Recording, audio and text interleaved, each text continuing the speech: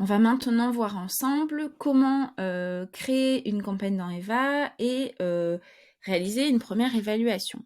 Donc, on peut créer sa campagne dans Eva, soit en passant par le tuto via le petit bouton «Créer ma campagne», soit en cliquant sur l'onglet «Campagne», «Nouvelle campagne». On arrive sur la même interface de création de campagne. Il faut savoir que, dans Eva, on va avoir plusieurs choix de programmes. Donc on va choisir ici son programme. On va ensuite devoir nommer sa campagne. Donc si test par exemple, si c'est une campagne de test, ou après on peut nommer la campagne comme le dispositif sur lequel on collabore. Et ensuite, quand on aura créé notre campagne, on va avoir un code campagne qui va être associé à cette campagne, et c'est ce code campagne qu'on donnera aux personnes pour qu'ils puissent réaliser leur évaluation et que leur évaluation puisse venir se stocker dans l'espace de ma campagne. Donc voilà. On va commencer par regarder ensemble les deux types de programmes qui sont possibles dans Eva. Le premier programme, c'est le programme de prépositionnement. Le programme de prépositionnement, il permet un prépositionnement, comme son nom l'indique, des compétences de base, et donc de remonter des potentielles situations d'illettrisme. Ce programme de prépositionnement des compétences de base peut être passé seul, ou avec également des modules qui permettent d'évaluer les compétences transversales. On a sinon le programme positionnement qui, lui, permet une évaluation plus approfondie du niveau de maîtrise des compétences de français. Il est beaucoup plus poussé sur l'évaluation du niveau de français que le module de prépositionnement, et il peut aussi être couplé dans le parcours avec l'évaluation des compétences transversales.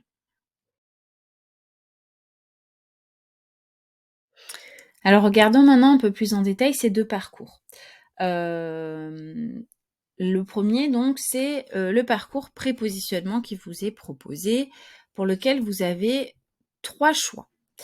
Le parcours complet, qui est un parcours qui permet un panorama vraiment 360 des compétences d'une personne, qui comprend à la fois l'évaluation, le prépositionnement des compétences de base et le prépositionnement des compétences transversales. C'est le parcours le plus utilisé parce que c'est celui qui va permettre aux conseillers d'accompagner un projet global d'insertion, d'accompagner une personne, voilà, vraiment dans sa globalité, et surtout de dédramatiser des situations d'illettrisme potentiel en s'appuyant sur la valorisation des compétences transversales. C'est un parcours qui dure en moyenne 1 heure, voilà, et qui est celui qui est majoritairement choisi par les professionnels. Au-delà de ce parcours complet, si vous ne souhaitez évaluer, prépositionner que les compétences de base, vous avez le parcours compétences de base seul, qui va vous permettre en une demi-heure en moyenne de vous faire une première idée du niveau de français et de mathématiques d'une personne. Et vous avez également la possibilité de passer le parcours compétences transversales seul pour peut-être l'associer à un parcours compétences de base si vous souhaitez organiser par exemple plusieurs sessions. Donc découper le parcours complet en 2 sessions, une session parcours compétences de base, une session parcours compétences transversales. Par exemple, pour pouvoir répartir le temps pour des raisons pédagogiques, par exemple si les personnes ont du mal à rester concentrées plus de 30 minutes, ou pour des raisons d'organisation par exemple. Voilà. En tout cas, ce qu'il faut savoir, c'est que sur le parcours complet, on va avoir une seule restitution, à la fois des compétences transversales et des compétences de base. Si on fait passer le parcours complet en 2 fois, avec un parcours compétences de base et un parcours compétences transversales, ce qu'il faut savoir, c'est qu'on aura 2 restitutions distinctes qui ne seront pas fusionnées. Voilà. Concernant le parcours positionnement, compétences langagières, c'est un parcours qui va vous permettre une évaluation plus approfondie du niveau de français écrit. Lecture, identification de mots, compréhension de texte et production d'écrit. C'est un module qui peut être passé seul et qui va durer 30 minutes et qui va vous permettre vraiment d'avoir une idée plus précise du niveau de français de la personne.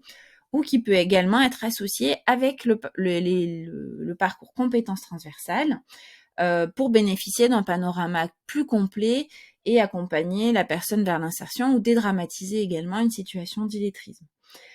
Il est fréquent que le parcours compétences langagières soit passé après le parcours prépositionnement, lorsque dans le parcours prépositionnement, il y a des difficultés avec les savoirs de base qui sont repérés. On va du coup, dans un second temps, pouvoir faire passer un parcours positionnement à la personne pour avoir un diagnostic plus précis de ses difficultés en français. Alors maintenant, parcourons les différentes options qui nous sont proposées une fois qu'on a choisi notre programme.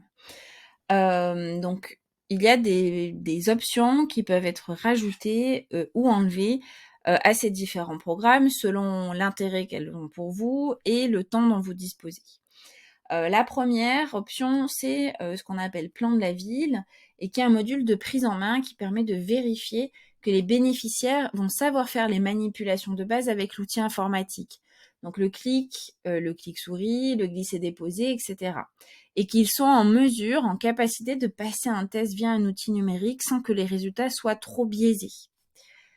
La seconde option, c'est l'auto-positionnement. Alors, c'est vraiment un module qui n'est pas à visée évaluative, mais qui est à visée pédagogique et qui va permettre d'engager le bénéficiaire vraiment comme une partie prenante de son évaluation en débutant par une auto-évaluation de ses compétences et qui va permettre au conseiller de connaître son estime de lui, d'engager le dialogue et notamment d'avoir des informations concernant des éventuels problèmes de santé qui peuvent avoir un impact sur son insertion potentielle. Ensuite, la troisième option, c'est un module de production écrite qui est une petite rédaction basée sur une image de mise en situation professionnelle et qui va permettre de se faire une idée aussi du niveau de rédaction écrite. À noter que si vous avez choisi le parcours de positionnement, donc ici, vous n'avez pas cette option qui vous est proposée sur la production écrite parce qu'un exercice de production écrite est déjà inclus dans le parcours de positionnement. Une fois que vous avez choisi votre programme, votre parcours, vous allez devoir nommer votre campagne. Donc ici, vous allez choisir un libellé. Ce libellé est important selon le type d'organisation de votre structure. Est-ce que vous avez des antennes qui sont rattachées à la structure? Si oui, vous pouvez intégrer le nom de l'antenne dans le nom de votre campagne, par exemple. Mais aussi, les noms de campagne peuvent aussi être les noms des dispositifs sur lesquels vous mobilisez l'outil, ou bien le nom du conseiller. Voilà, c'est vraiment à vous de voir selon votre organisation comment organiser les libellés de vos campagnes, si vous avez effectivement des sites ou pas, et si vous avez plusieurs parcours, enfin plusieurs programmes dans lesquels, plusieurs dispositifs dans lesquels vous faites passer Eva. Donc là, je vais mettre par exemple test voilà, et je vais créer ma campagne. Une fois que j'ai créé ma campagne, donc ici j'ai un petit récapitulatif et on voit que j'ai un code de campagne qui m'est donné. Lorsque on crée une campagne, un code de campagne est associé. C'est à partir de ce code-là que les évaluations que vous allez réaliser vont venir se stocker dans votre campagne et que vous pourrez retrouver l'ensemble des évaluations, l'ensemble des passations de votre campagne classées dans une sorte de dossier qui s'appelle donc une campagne. Ce qu'il faut savoir, c'est que vous avez la possibilité de créer autant de campagnes que nécessaire. Autant de campagnes avec la même campagne avec des nominations différentes pour créer des dossiers, on va dire, dans lesquels vous allez pouvoir organiser vos passations, mais aussi différents types de parcours. Voilà, à la fois le nombre de campagnes, le nombre de parcours et le nombre d'évaluations n'est pas limité dans Eva. Alors, une fois que vos parcours ont été choisis, vos options, que vous avez nommé vos campagnes, vous allez prescrire Eva auprès de vos bénéficiaires. Ici, donc dans le détail de la campagne, vous allez retrouver votre code de campagne. Et donc, il y a 2 possibilités ensuite pour prescrire EVA. Soit, les bénéficiaires vont directement sur l'URL eva.beta.gouv.fr/jeux et là, on va leur demander de rentrer leur nom, prénom et le code de campagne. Donc le code de campagne, c'est bien ce code qui vous est donné ici, qu'il va falloir leur communiquer. Ou alors, vous avez aussi la possibilité d'envoyer l'URL personnalisée directement aux bénéficiaires pour qu'ils arrivent directement sur l'URL qui va intégrer, renseigner, saisir automatiquement le code de campagne.